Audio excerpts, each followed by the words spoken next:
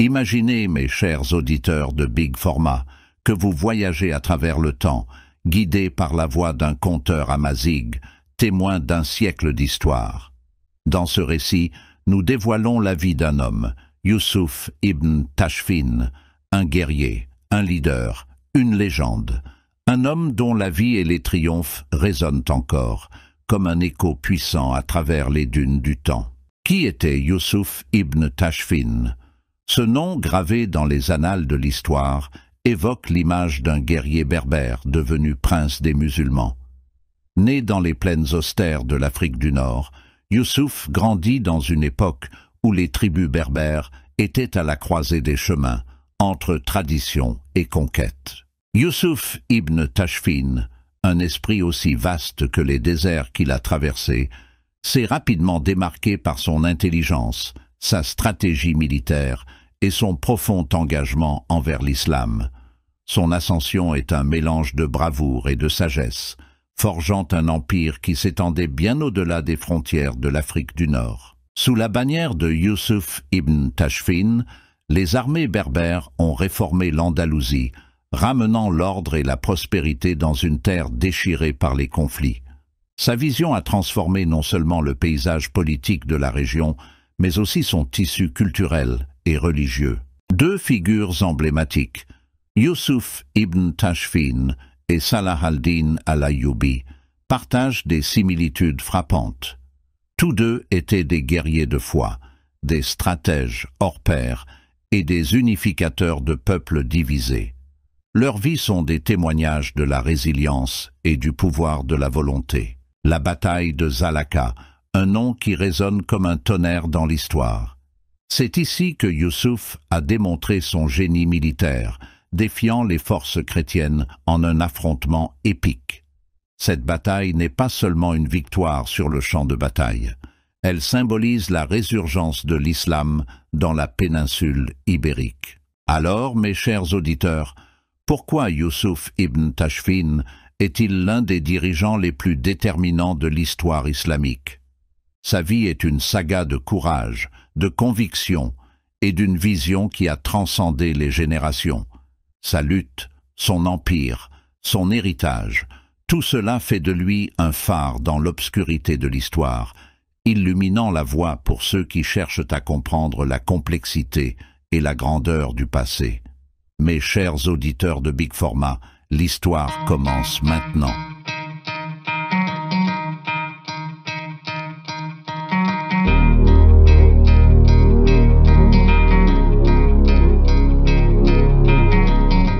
La bataille, dont l'écho résonne à travers les âges, est reconnue comme l'une des plus cruciales de l'histoire.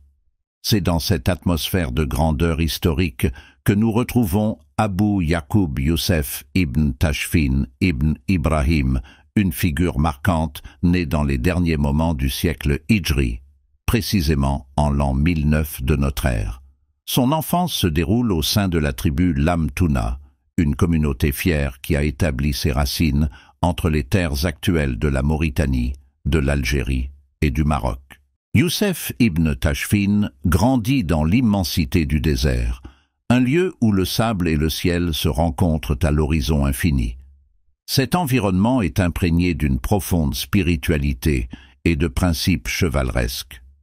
Dans ces étendues arides, baignées de soleil et de vent, Youssef s'abreuve à la source d'une éducation empreinte de dévotion religieuse, tout en s'imprégnant des valeurs de courage et d'honneur qui caractérisent les chevaliers de son époque.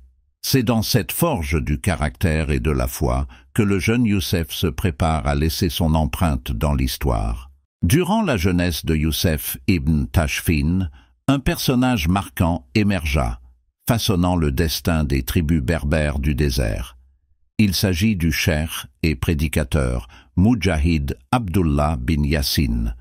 Porteur d'une vision renouvelée, il s'attela à la diffusion de l'appel et de la charia au cœur même des étendues arides, touchant les âmes et les esprits des tribus berbères. L'an 1040 après Jésus-Christ devint un tournant historique lorsqu'Abdullah bin Yassin, avec l'appui et la détermination de plusieurs alliés, parvint à ériger l'État des Almoravides. Parmi ses soutiens de la première heure, Yahya ibn al-Omar al-Lantouni, le chef éminent de la tribu Lamtouna, se distinguait par sa force et son engagement. Alors que les Almoravides renforçaient leur emprise, ils réussirent à soumettre les tribus Massoufa et Judala, consolidant ainsi leur pouvoir dans la région. Toutefois, l'année 1056 fut marquée par un tournant tragique. Durant une des batailles cruciales, Ibn Umar trouva la mort. Face à cette perte significative, Abdullah bin Yassin désigna alors le frère de Ibn Umar, Abu Bakr bin Omar al-Lantouni, pour prendre sa succession. Sous sa direction, les Almoravides connurent une ère de renouveau et de conquête. En 1057, une année charnière, les Almoravides, sous la nouvelle direction d'Abu Bakr, étendirent leur influence en remportant des victoires décisives contre les Bargawata et Ossus. C'est durant cette période effervescente que Yusuf ibn Tashfin, le cousin d'Abu Bakr ibn Omar, se joignit à la cause almoravide, s'illustrant rapidement par son courage et sa compétence au combat. Reconnu pour son habileté militaire et son leadership, Yusuf ibn Tashfin fut nommé par le prince Abu Bakr comme gouverneur de la ville de Sijilmassa. Cette nomination n'était pas seulement une reconnaissance de ses prouesses guerrières, mais aussi un signe de confiance en sa capacité à diriger et à maintenir l'ordre dans un territoire crucial pour l'expansion et la stabilité de l'État des Almoravides. L'année 1059 après Jésus-Christ fut marquée par un événement tragique qui allait changer le cours de l'histoire des Almoravides. Abdullah bin Yassin, figure spirituelle et guide emblématique, fut tué lors de la conquête de Bargawata. Cette perte capitale laissa Abu Bakr bin Omar en possession d'une autorité totale sur l'État des Almoravides.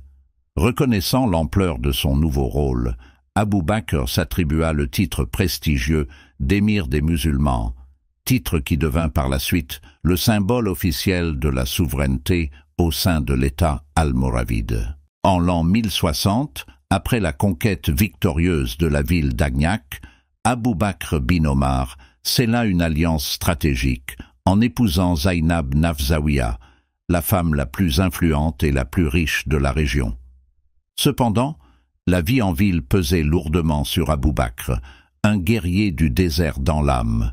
Après seulement 3 mois, il ressentit un appel irrésistible à retourner à ses racines nomades. Dans un geste audacieux et inattendu, Abu Bakr prit la décision de divorcer de Zainab. Mais avant de repartir pour le désert, il confia sa précieuse épouse et la gouvernance de la ville à son cousin, Yusuf ibn Tashfin. Ce transfert de responsabilité marqua non seulement un tournant dans la vie personnelle d'Abu Bakr, mais aussi dans l'ascension de Yusuf ibn Tashfin, qui allait devenir une figure centrale dans l'histoire des Almoravides. Zainab Nafzawiya, avec son esprit perspicace et sa vision stratégique, joua un rôle crucial dans les succès de Yusuf ibn Tashfin, contribuant de manière significative à l'expansion de son autorité. C'est sous son influence que Abu Bakr ibn Omar prit la décision historique de bâtir une nouvelle capitale pour les Almoravides en 1062 après Jésus-Christ. Cette ville, destinée à devenir un centre de pouvoir et de culture, n'était autre que Marrakech. Bien que l'initiative de sa construction soit attribuée à Abu Bakr, c'est Yusuf ibn Tashfin qui reçut le mérite majeur de la fondation et du développement de Marrakech. Sous sa houlette, la ville s'épanouit, devenant un symbole de la grandeur et de la puissance almoravide. Dans le même temps, Yusuf ibn Tashfin, suivant les ordres d'Abu Bakr ibn Omar, prit la responsabilité de mener les offensives dans le nord contre les tribus de Zenata. Il initia une série de campagnes militaires démontrant sa maîtrise tactique et sa force. Ces conquêtes successives eurent pour effet de réduire considérablement les territoires des Zenata, leur infligeant défaite après défaite. Cette période marqua une étape décisive dans l'affirmation de la puissance almoravide, avec Yusuf ibn Tashfin au cœur de ses transformations majeures. Son leadership et ses victoires militaires contribuèrent à cimenter l'influence et la domination des Almoravides dans la région, établissant ainsi un héritage durable qui allait influencer les générations futures. Cependant, les conquêtes entreprises par les Almoravides n'ont pas suscité l'admiration universelle parmi les tribus, en particulier celles comme les Lantona, situées au sud dans le désert, qui formaient le cœur de l'armée almoravide. Sous le règne d'Abou Bakr ibn Omar, la dynamique du pouvoir commença à évoluer.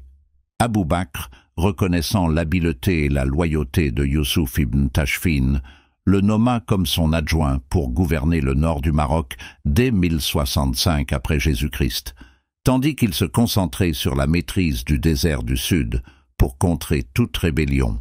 Toutefois, lorsqu'Abou Bakr se retira vers le sud, il laissa derrière lui un Youssouf ibn Tashfin de plus en plus influent et autonome. Lorsqu'Abou Bakr décida de revenir au nord en 1070 pour reprendre le contrôle, il découvrit que Youssouf avait considérablement étendu son emprise et renforcé sa position. Après des négociations, Abou Bakr consentit à céder la domination du Maroc à Youssouf ibn Tashfin, préférant se retirer une fois de plus dans le désert pour gouverner la partie sud de l'État almoravide. Dans le même temps, Abou Bakr bin Omar dirigea plusieurs campagnes de djihad dans l'Empire ghanéen, repoussant les frontières de l'influence almoravide.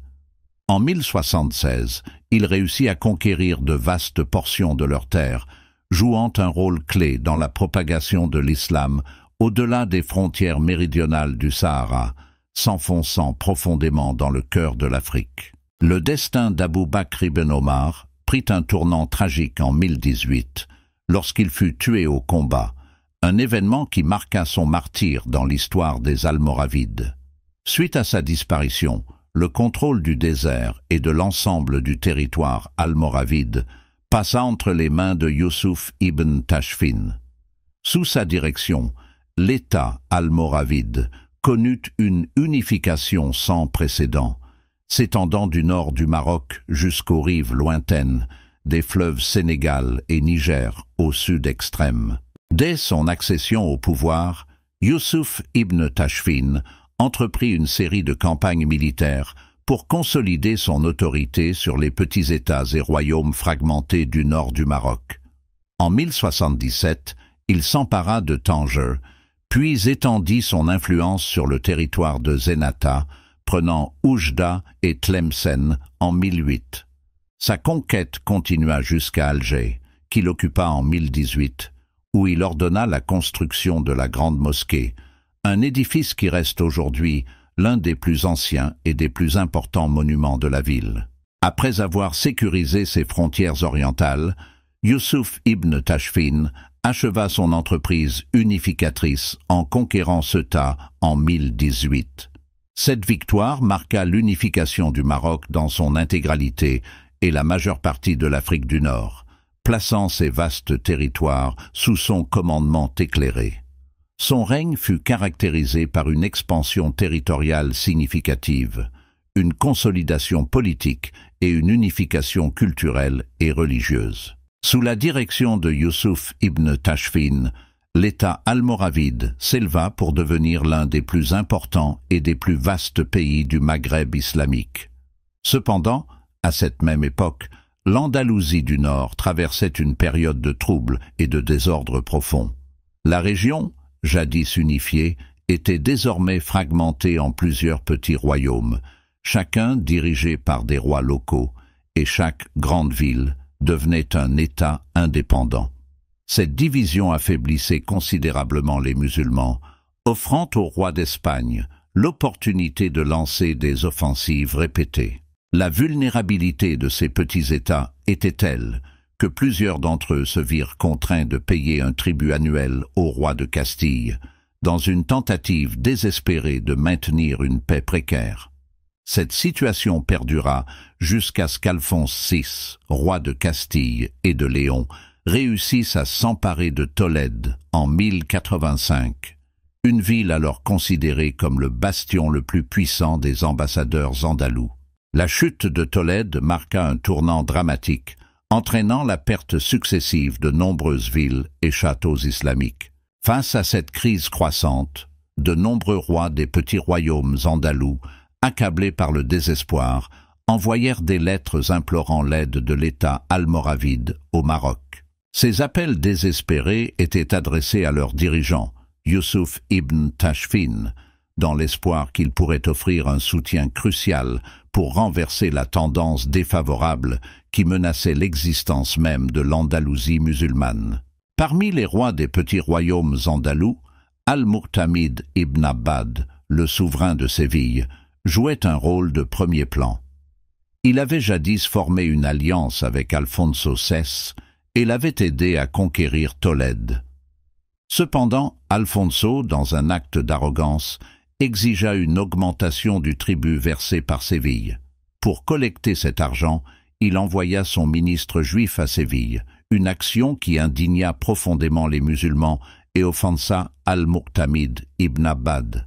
En réaction, le commissaire de Séville tua le ministre et ses accompagnateurs, un acte qui attisa la colère d'Alfonso.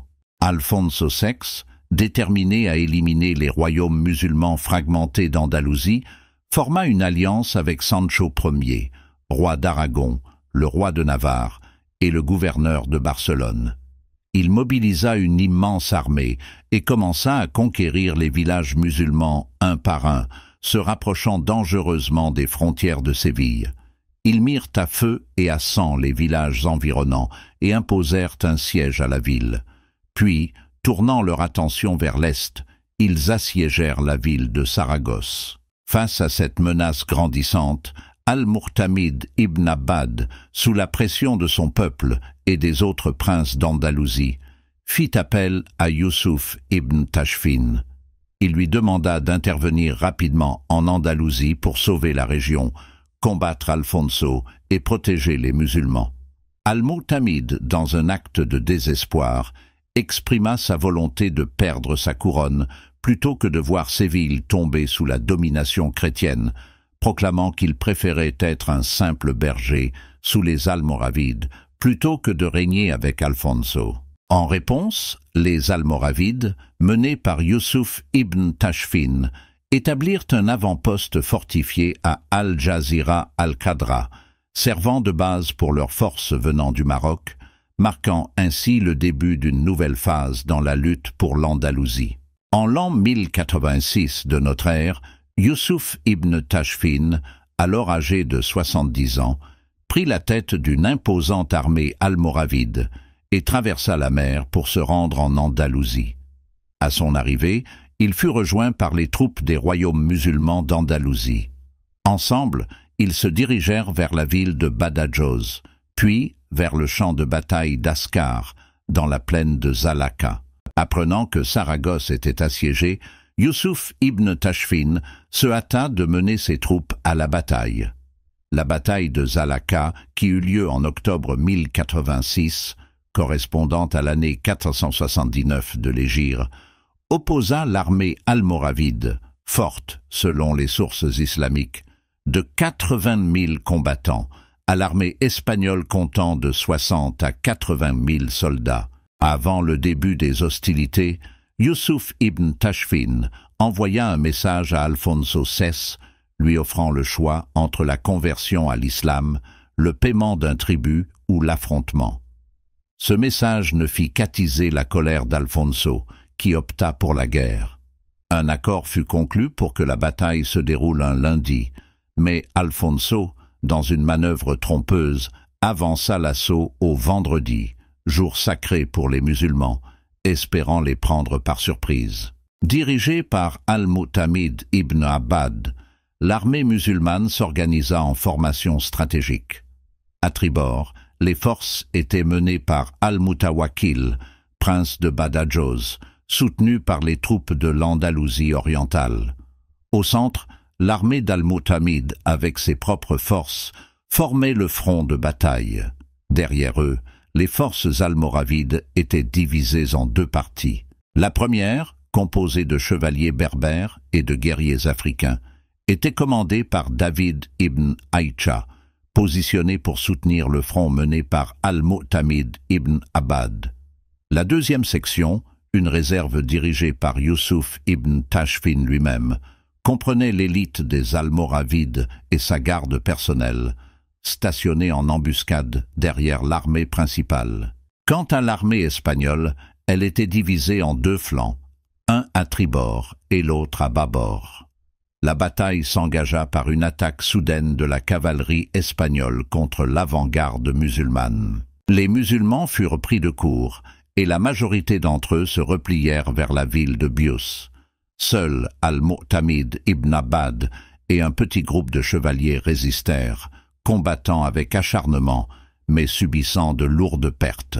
Pendant ce temps, Alfonso VI lança une offensive puissante qui força les forces de David ibn Aïcha à battre en retraite après avoir subi de lourdes pertes. Cependant, l'intervention des forces berbères commandées par Youssouf ibn Tashfin fut décisive. Elles parvinrent à percer les lignes espagnoles et à se joindre aux forces d'Al-Mu'tamid ibn Abbad, allégeant ainsi la pression sur l'armée andalouse. Alfonso VI intensifia son assaut, poussant les forces de David ibn Aïcha à reculer jusqu'à ce qu'il atteigne les lignes du camp almoravide. Face à la vigueur de l'attaque espagnole, les forces musulmanes commencèrent à se replier. À ce moment, l'armée espagnole crut à tort avoir remporté la victoire. L'intervention décisive de Youssouf ibn Tashfin renversa le cours de la bataille.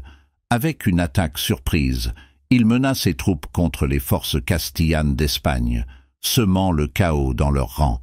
La bataille devint un carnage où beaucoup furent tués et les survivants, y compris Alfonso, battirent en retraite, vaincus. Cette contre-attaque soudaine de Youssouf ibn Tashfin stoppa net la poursuite des forces d'Andalousie par Alfonso, qui dut se replier pour rassembler les restes de son armée. Al-Mu'tamid ibn Abbad, voyant les signes de défaite chez les Castillans, rallia ses soldats andalous et almoravides pour lancer une offensive. Les soldats andalous, qui s'étaient retirés au début de la bataille, rejoignirent également les combats. Ils infligèrent de lourdes pertes à l'armée d'Alfonso, qui frôla la mort lorsqu'un soldat musulman africain le blessa gravement d'un coup de couteau. Dans la confusion de la nuit, Alfonso s'enfuit du champ de bataille avec quelques-uns de ses chevaliers. La bataille se conclut par une victoire éclatante pour les musulmans, marquant la défaite de l'une des plus grandes armées chrétiennes européennes de l'époque. Cette victoire fut cruciale pour la sauvegarde de l'Andalousie, retardant sa chute de plusieurs décennies. Après la bataille, Youssouf ibn Tashfin quitta rapidement l'Andalousie pour retourner au Maroc, suite à la mort inattendue de son fils et héritier. Malheureusement, les rois des petits royaumes d'Andalousie ne tirèrent pas les leçons de cette bataille. Ils retombèrent dans leurs querelles et leur corruption, tandis qu'Alfonso et ses forces lancèrent de nouveaux raids sur les villes musulmanes pour se venger. Ces conflits internes et ces attaques extérieures menaçaient à nouveau la stabilité de l'Andalousie. Youssouf ibn Tashfin retourna en Andalousie en 1018 après Gissé à la demande des rois d'Andalousie. Cependant, cette campagne fut un échec en raison des dissensions entre ces rois, et il rentra au Maroc. Il repartit une troisième fois pour l'Andalousie en 1090, mais cette fois de sa propre initiative, sans sollicitation des rois locaux. Imposant un siège à la ville de Tolède, il ne reçut cependant aucun soutien des rois des petits royaumes. Sous la pression des érudits et juristes, Youssouf ibn Tashfin entreprit d'annexer les territoires des rois des petits royaumes, assiégeant et prenant le contrôle de chacun d'eux, y compris celui d'Al-Mu'tamid bin Abbad. Ce dernier, dans un acte désespéré, demanda l'aide d'Alfonso contre les Almoravides, mais en vain. Ainsi, l'Andalousie fut unifiée sous le règne de l'État almoravide, à l'exception de Saragosse. Les rois des petits royaumes furent exilés dans les pays du Maghreb. En l'an 1095 de l'Hégire, L'ère du règne de Yusuf ibn Tashfin prit fin, après qu'il eut atteint l'âge de 100 ans. Durant son règne, il changea radicalement le cours de l'histoire islamique pour des siècles. Considéré comme l'un des dirigeants les plus déterminés et les plus importants de l'histoire islamique, Yusuf ibn Tashfin est reconnu comme le véritable fondateur de l'État almoravide. Il était célèbre pour son ascétisme, sa piété, sa justice et son amour pour le djihad. Certains le comparent à Salah al-Ayyubi à l'Est, de la même manière que Salah al-Ayyubi unifia l'Égypte et le Levant et élimina les croisés. Yusuf ibn Tashfin réussit à unifier le Maroc et l'Andalousie, éliminant les rois des petits royaumes. Tout comme Salah al-Din al-Ayyubi triompha des croisés à la bataille de Hattin, Yusuf ibn Tashfin remporta une victoire significative contre les forces chrétiennes à la bataille de Zalaka. Chers auditeurs, alors que nous refermons les pages vibrantes de l'histoire de Yusuf ibn Tashfin, nous rendons hommage à un héros dont le nom résonne à travers les siècles. Unificateur du Maghreb et de l'Andalousie, défenseur des terres musulmanes contre les avancées chrétiennes, Yusuf ibn Tashfin demeure une figure emblématique de bravoure, de sagesse et de détermination inébranlable. Sa vie, riche en conquêtes et en réformes, continue d'inspirer et d'éclairer notre chemin vers la compréhension d'un passé glorieux. Et vous, nos fidèles auditeurs, qui avez voyagé avec nous à travers cette épopée historique, nous vous adressons nos plus sincères remerciements. Votre présence et votre intérêt pour ces récits du passé enrichissent notre quête commune de connaissance et de compréhension. Si vous avez été captivé par cette aventure à travers l'histoire, n'oubliez pas de vous abonner à notre chaîne Big Pharma.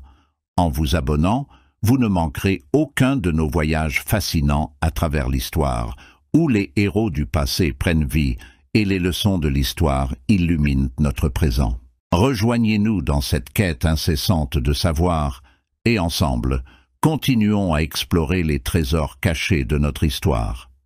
Yusuf ibn Tashfin a laissé une empreinte indélébile dans le sable du temps. Avec Big Pharma, laissez-nous vous guider vers d'autres découvertes tout aussi enrichissantes. Merci de nous avoir accompagnés et à très bientôt pour une nouvelle aventure historique sur Big Pharma.